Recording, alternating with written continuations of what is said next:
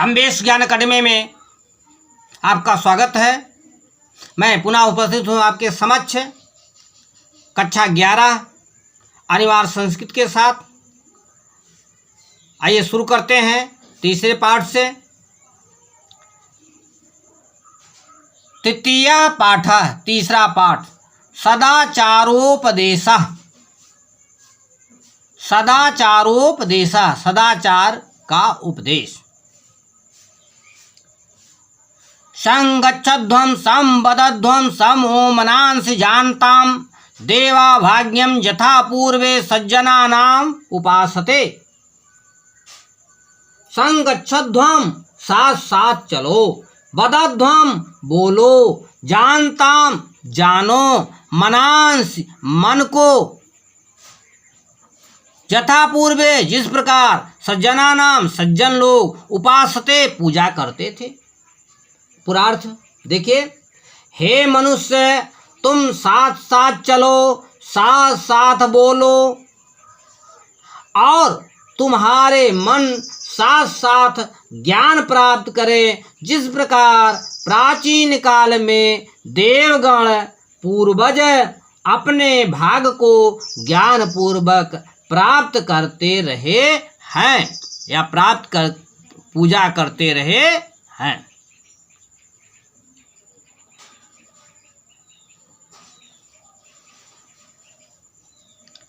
अगला दूसरा श्लोक,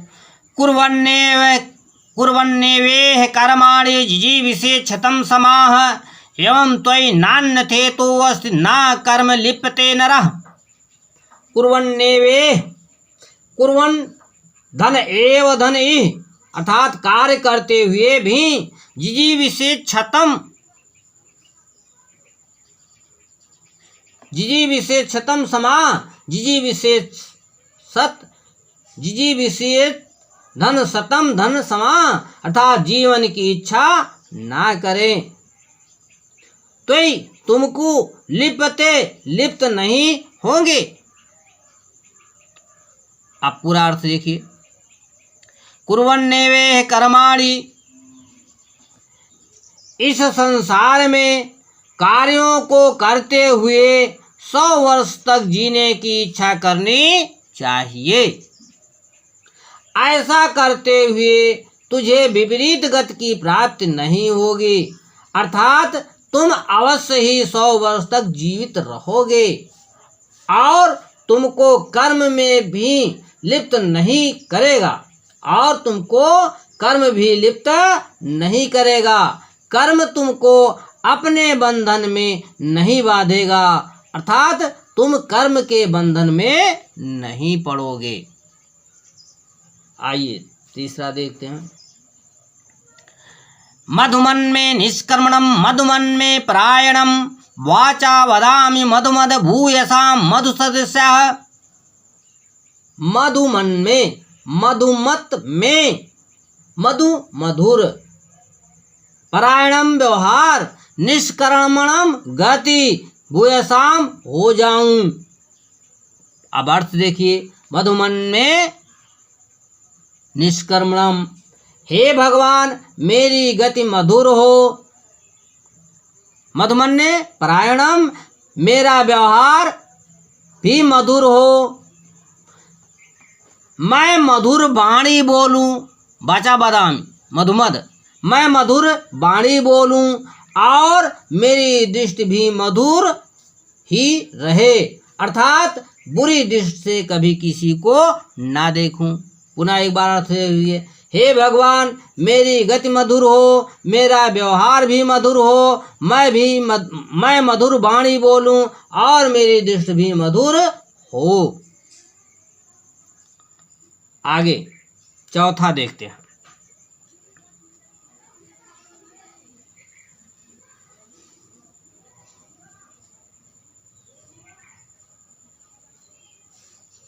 चौथा,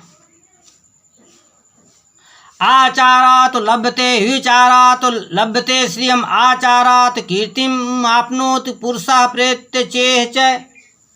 आचारात् सदाचार से लभते प्राप्त करता ही निश्चय ही आयु उम्र श्रियम माने श्रियम मीन्स लक्ष्मी आपनोत प्राप्त होती है, प्रेत माने प्रलोक में। अब पूरा अर्थ देखिए, आचारात लभते हुचारात लभते श्रियम।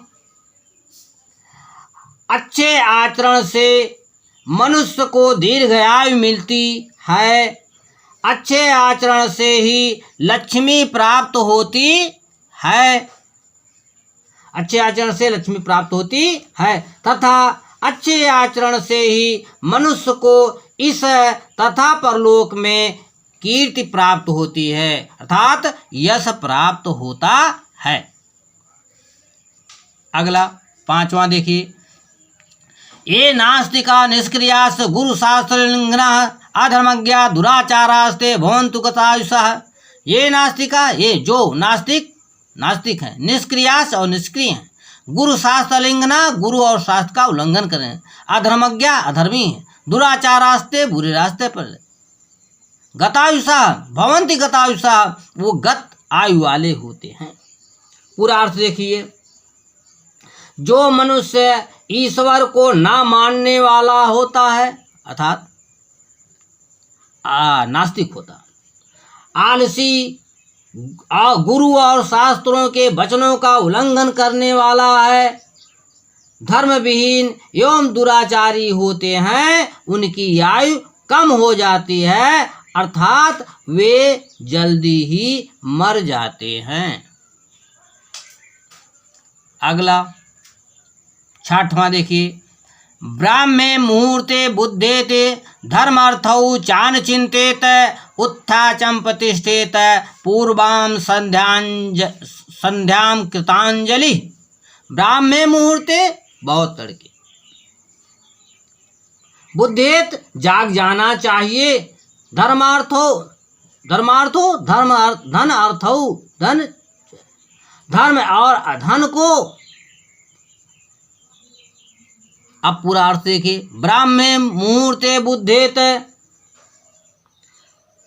मनुष्य के बारे में बताया जा रहा है, मनुष्य को कहा जा रहा है, हे मनुष्य ब्राह्म मुहूर्त में अर्थात प्रातः ही भोर में जाग जाना चाहिए, धर्म अर्थात कर्तव्य और धन अर्थात आय के साधनों का चिंतन करना चाहिए, फिर उठकर तथा हाथ मुंह धोकर हाथ जोड़कर पूर्व संध्या के लिए बैठ जाना चाहिए। अब 7वां श्लोक देखिए, आक्रोधनः सत्यवादी भूतानां हिंसिकः अनसूयस जीवास्य शतं वर्षाणि जीवति। आक्रोधनः जो क्रोध ना करने वाला है, भूतानाम हिंसका जो जीवों की हिंसा ना करने वाला है, अनसूय जो दूसरों से ईर्ष्या ना करने वाला है, अजीवास जो जिह्वा में कुटिल ना हो। अब अर्थ क्या होगा, आक्रोधना सत्यवादी जो मनुष्य क्रोध ना करने वाला हो, सत्य बोलने वाला हो, प्राणियों की हिंसा ना करने वाला हो, दूसरों से ईर्ष्या ना करने वाला हो एवं कुटिलता से रहित चित्त वाला हो, ऐसा व्यक्ति 100 वर्ष तक जीता है अर्थात लंबी आयु वाला होता है।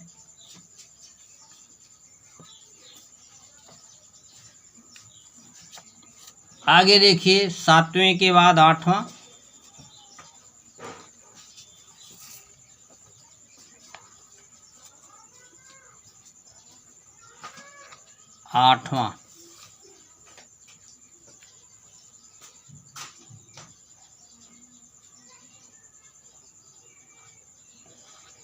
8वां पढ़ते हैं।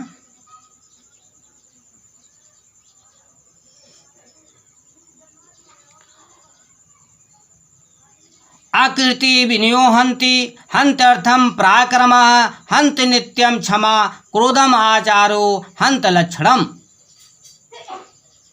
आकृति विनियोहन्ति, आकृति अर्थात अपकृति, अपयश, अकृति विनयो हन्ति, विनय को मार देता है। हन्त अर्थम पराक्रमः, और अनर्थ पराक्रम को नष्ट कर देता है। हन्ति नित्यम क्षमा क्रोधम, और क्षमा क्रोध को मार देता है। आचारो हन्त लक्षणम।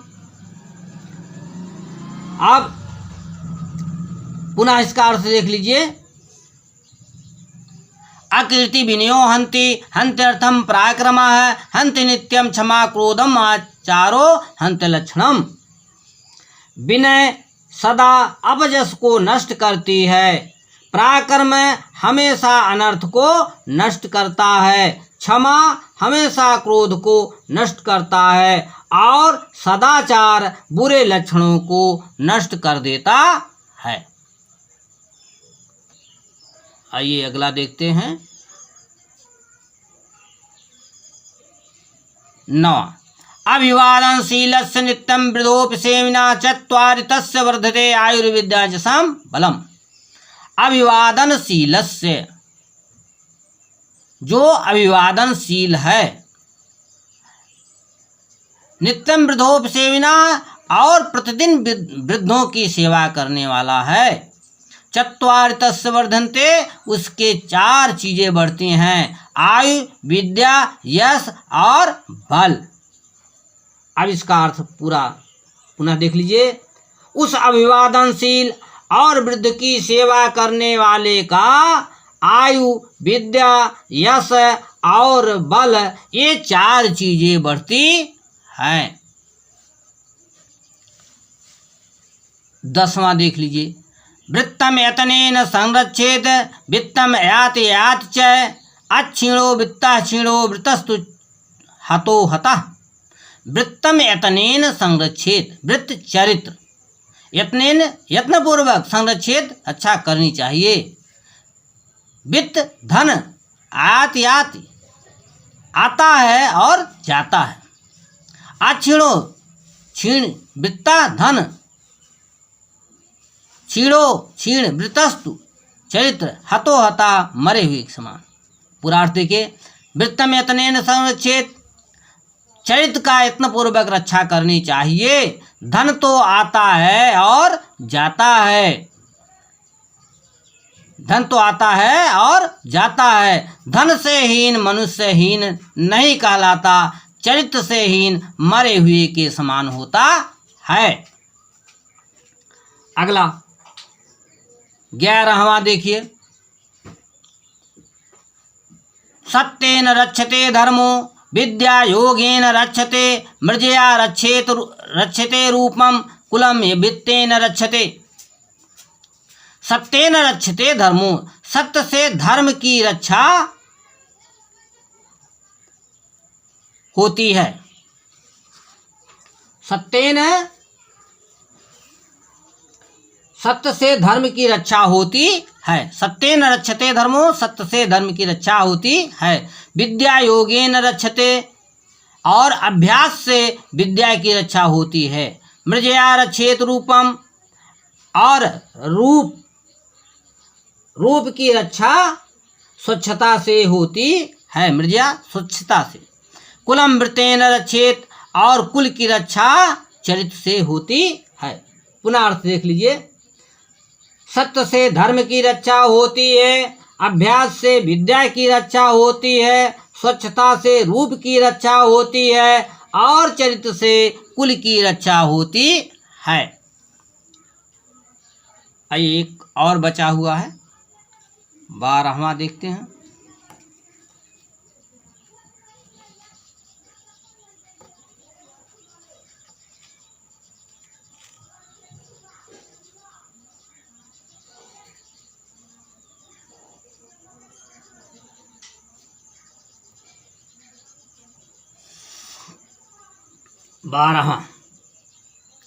श्रेतां धर्म सर्वस्वं श्रुत्वा चाप्यवधारितां, आत्मनः प्रतिकूलानि परेषां न समाचरेत्। श्रुत्याम, सुनो, धर्म सर्वस्वम, धर्म का सार, चाप्यवधारताम चाधन अपिधन अवधारिताम, चाप्यवधारताम चाधन अपिधन अवधारिताम, चा और अपि भी अवधारिताम और समझकर धारण करो।